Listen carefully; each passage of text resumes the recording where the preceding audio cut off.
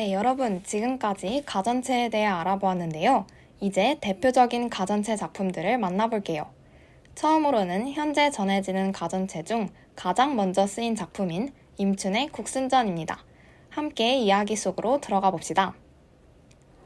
국순전은 국순의 90대 조상 모에 대한 소개로 시작됩니다. 모는 중국 주나라의 시조 후직을 도와 많은 이들을 먹여 살렸는데요. 모는 자신의 재주를 감추고 신분에 관계없이 많은 이들과 친분을 맺었고, 이러한 모의 훈훈한 기운은 사람들의 마음을 온화하게 만들었습니다. 이에 임금은 모에게 벼슬과 땅, 국시라는 성을 하사했고, 그 후 모의 5세손 역시 성왕을 도와 태평성대를 이루었습니다. 그러나 그것도 잠시 강왕이 즉위한 후 박대를 받은 국시 집안의 후세는 모두 민간에 숨어 살게 되고, 위나라 초기에 이르러 국순의 아버지 주 역시 조정에서 환영받지 못하고 은거하며 일생을 마칩니다. 주의 아들인 국순은 재주와 도량이 크고 넓었으며 국순의 풍류적인 면모는 시대와 사람들에게 기운을 더해주었습니다. 당시 사람들은 그를 국처사라고 불렀는데요. 여기서 처사는 벼슬을 하지 않고 초야에 묻혀 살던 선비를 의미합니다. 그는 성별과 빈부 귀천을 넘어 만난 모든 이들을 사로잡곤 했습니다.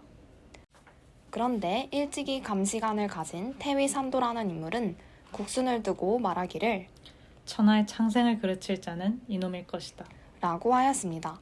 그는 왜 그런 말을 했을까요? 그 이유를 짐작해보며 다음 이야기를 들어봅시다. 국순은 진나라 후주 때에 이르러 임금의 눈에 들어 높은 관직을 얻고 경이야말로 이른바 고든 그것이고 오직 맑구나 라는 칭찬을 들으며 권세를 얻게 되었습니다.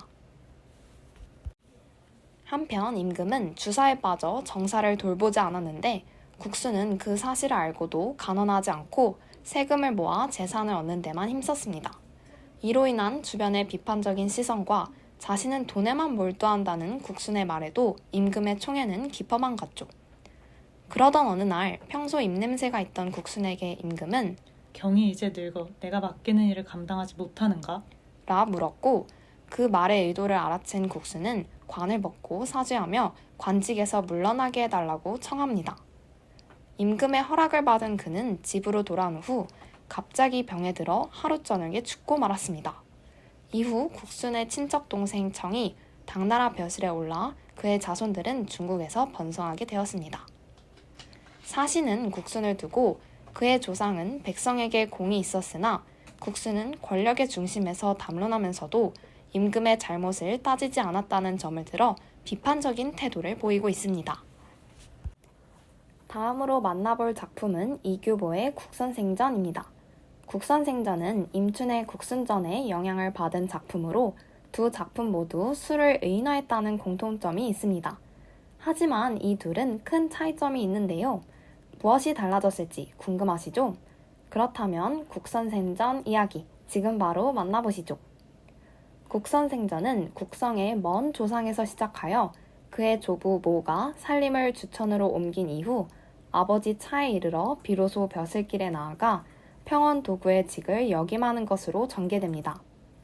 국성은 어려서부터 도량이 넓고 침착하였는데요.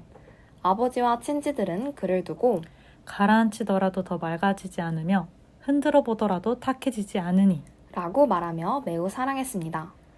이런 국성에게 나라에서 관직을 맡기고자 하였으나 국성은 거듭 사양했죠.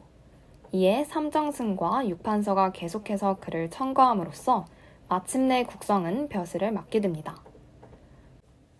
그가 궐에 들어올 당시 전태사는 임금에게 지금 주기성이 크게 빛을 발할 때입니다. 라고 말했다고 해요.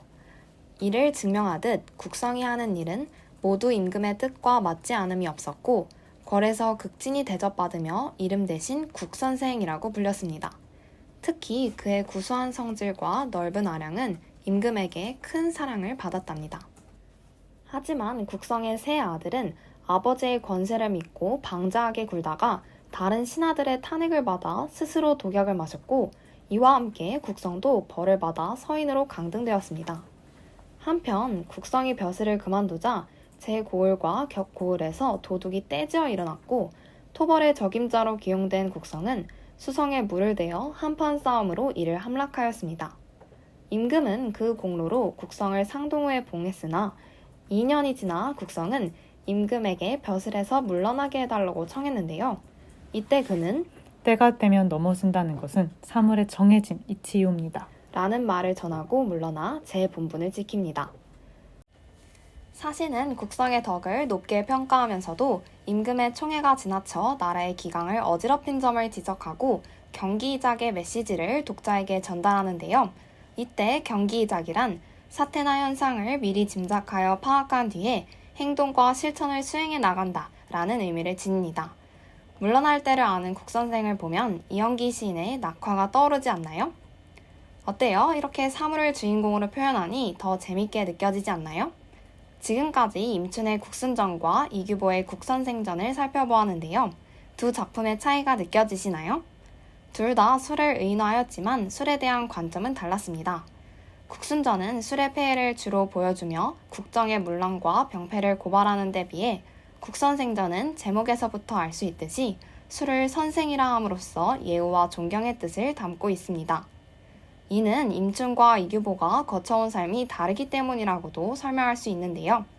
이규보는 무신의 난 이후 무신 정권 아래에서 적극적으로 벼슬길에 나갔지만 임춘은 무신 정변 이후 일가가 큰 피해를 입어 벼슬길에 나가지 않고 자연에 응거하며 살아갔답니다. 자, 오늘은 이렇게 가전체의 대표적인 작품 두 가지를 함께 읽어보았는데요. 이어서 가전체의 특징